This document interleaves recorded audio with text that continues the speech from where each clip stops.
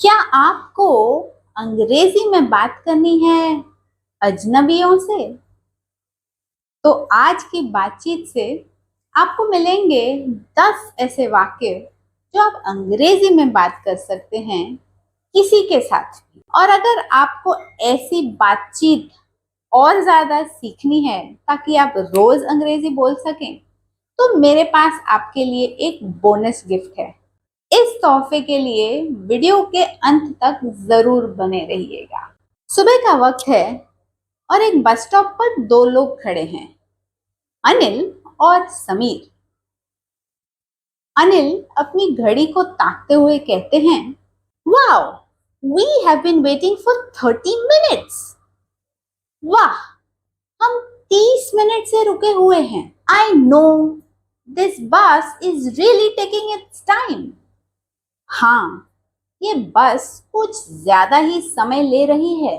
Do you think something happened? आपको क्या लगता है, कुछ हुआ होगा? Maybe there could be traffic और the bus could be running late. शायद ट्रैफिक हो सकता है या बस देरी से ही चल रही हो। या कुड बी, हाँ हो सकता है। At least the weather is nice today. कम से कम मौसम तो अच्छा है। True, not too hot, not too cold. सही बात है, न ज्यादा गर्म न ज्यादा ठंडा। I don't mind waiting when the weather is like this. ऐसे मौसम में इंतजार करने में मुझे कोई दिक्कत नहीं है। Same here. हाँ, मेरे साथ भी ऐसा ही है। So where are you going today? तो आप कहाँ जा रहे हैं आज? Just going to meet a friend for coffee. How about you? मैं एक दोस्त से मिलने जा रहा हूँ। और आप? I am heading to the library. I have some reading to do. मैं वाचनालय जा रहा हूँ, मुझे कुछ पढ़ना है। I like the library too, so quiet and calm. मुझे भी लाइब्रेरी पसंद है, बहुत शांत महसूस होता है वहां। Exactly, it helps me focus. बिल्कुल, मेरा ध्यान केंद्रित करने में मुझे मदद होती है। स्टिल नो बस। अभी भी बस नहीं आई है। Let's give it 5 more minutes। 5 minute और इंतजार कर लेते हैं। Good idea. I hope it shows up सून। अच्छा विचार है। उम्मीद है कि बस जल्दी आ जाएगी। तो कैसी लगी आपको ये बातचीत? इस बातचीत से हम कुछ अंग्रेजी के शब्द अब सीखते हैं। अगर वीडियो आपको यहाँ तक पसंद आया तो मुझे कमेंट्स में एक थम्स अप जरूर दीजिएगा। This bus is really taking its time. Take your time मतलब कोई चीज धीरे धीरे करना। कोई नया व्यक्ति कुछ काम कर रहा हो तो जाहिर सी बात है उन्हें वक्त तो लगेगा, क्योंकि वो नए हैं, पहली बार कर रहे हैं। तो हम उन्हें आश्वासन देने, अच्छा महसूस कराने के लिए कह सकते हैं, take your time. Take your time इसका मतलब कि काम अपने आराम से कीजिए। Maybe there was traffic. Could be. अब मे बी और कुड बी, ये दोनों शब्दों का अर्थ है शायद, हो सकता है। तो अगर आपको कोई पूछता है, will you join me for a walk tomorrow morning, और आपको पता नहीं है आप जा पाएंगे कि नहीं, तो आप कह सकते हैं, may be, could be, I let you know. मतलब शायद, हो सकता है, मैं आपको जरूर बताऊंगी। The bus could be running late. Run late मतलब किसी चीज को देर होना। तो अगर आप कहीं पे जा रहे हैं और अगर आपको देर हो गई है, तो आप फोन करके किसी को बता सकते हैं, I am running late, sorry. मतलब मुझे देर हो गई है और मुझे माफ कीजिए। I don't mind waiting in such weather मतलब ऐसे मौसम में मुझे रुकने में कोई आपत्ति नहीं है। सो डोंट माइंड का मतलब है आपत्ति ना होना।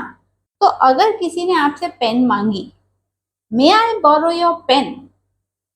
और अगर आपको पेन देने में कोई आपत्ति नहीं है तो आप जवाब में कह सकते हैं sure, I don't mind, same here. इसका मतलब मुझे भी ऐसा ही लगता है। फर्ज कीजिए कि आपके कलीग, आपके सहकर्मी ने कहा आई लाइक कॉफी, और अगर आपको भी कॉफी पसंद है तो आप कह सकते हैं सेम हियर। तो इससे आपकी बातचीत हो जाती है थोड़ी इंटरेस्टिंग। How about you? अगर आपको किसी को पूछना है I like coffee, how about you, मतलब मुझे कॉफी पसंद है और आप, क्या आपको भी कॉफी पसंद है? तो ये पूरा सवाल बोलने के बदले आप कह सकते हैं हाउ अबाउट यू। तो हाउ अबाउट यू आप किसी भी संदर्भ में पूछ सकते हैं अपने विचार प्रकट करने के बाद सामने वाले के विचार जानने के लिए। So how about you? Exactly, बिल्कुल। अगर आप किसी से सहमत हैं तो सहमति व्यक्त करने का ये एक दमदार तरीका है। तो फर्ज कीजिए किसी ने कहा I think exercise is extremely important, मुझे लगता है व्यायाम बहुत ही जरूरी है, और आप सहमत हैं तो आप कह सकते हैं एग्जैक्टली, बिल्कुल, मतलब मुझे भी लगता है कि व्यायाम बहुत जरूरी है। Good idea. अगर आपको किसी का विचार अच्छा लगता है तो आप कह सकते हैं गुड आइडिया, अच्छा विचार है। अगर आपके सहकर्मी ने कहा let's leave early for the meeting, meeting के लिए जल्दी निकलते हैं, और आप सहमत हैं तो आप कह सकते हैं गुड आइडिया, अच्छा विचार है। क्वाइट एंड काम। क्वाइट और काम, इन दोनों ही शब्दों का मतलब है शांत। The city is quiet and calm in the early morning hours, मतलब हमारा शहर सुबह के वक्त बिल्कुल शांत होता है। फोकस माने ध्यान देना। अगर आप अपने बच्चे को कुछ सलाह दे रहे हैं पढ़ाई के बारे में तो आप कह सकते हैं फोकस ऑन दिस सब्जेक्ट, इस विषय पर ध्यान दो। तो ये थे कुछ शब्द जो हम अजनबियों के साथ यूज कर सकते हैं, हमारे रोज के जीवन में भी इनका हम उपयोग कर सकते हैं। और जो शब्द हमने सीखे हैं अगर हम वो उपयोग में लाएं तो हमारी अंग्रेजी तेजी से सुधरेगी। तो अगर आपको ये वीडियो पसंद आया है तो अपने दोस्तों के साथ, अपने रिश्तेदारों के साथ ज़रूर शेयर कीजिए। और अगर आपको इंग्लिश सीखने में इंटरेस्ट है तो मेरा 3 दिवस का वर्कशॉप ज्वाइन करने के लिए मुझे मेरे इस नंबर पे मैसेज ज़रूर कीजिए। और अगर आपको ये बातचीत पसंद आई और ऐसी बातचीत आपको और ज़्यादा सीखनी है तो मैं आपको भेज सकती हूँ ऐसी बातचीत का एक फ्री डॉक्यूमेंट। अगर आपको ये डॉक्यूमेंट चाहिए है तो मुझे मेरे इस नंबर पर ज़रूर मैसेज कीजिए।